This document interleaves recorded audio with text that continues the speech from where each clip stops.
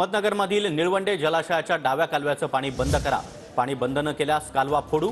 माजी जिल्हा परिषद सदस्या सुनीता भांगरे यांनी हा इशारा दिला आणि कालव्यातून पाणी गळतीमुळे शेकडो हेक्टर जमीन नापीक बनली आहे। कळस गावातील शेतकरी त्यामुळे आंदोलन करणार आहेत। अधिक माहिती देत आहेत आमचे प्रतिनिधी मनोज गाडेकर। मनोज, काय अधिक माहिती?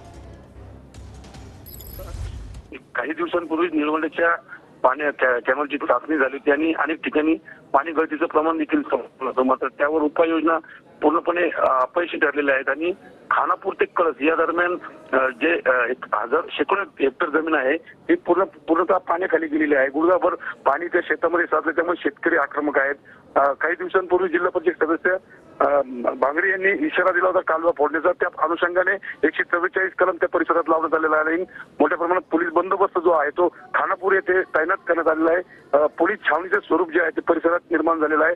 मात्र आम्ही आंदोलन करणार अशी ठाम भूमिका जी आहे ती सुनीता भांगरे यांनी व्यक्त केलेली आहे आणि सर्व शेतकरी आता एकवटायला सुरुवात झाली आहे। सागर, नक्कीच मनोज, धन्यवाद या सविस्तर माहितीसाठी।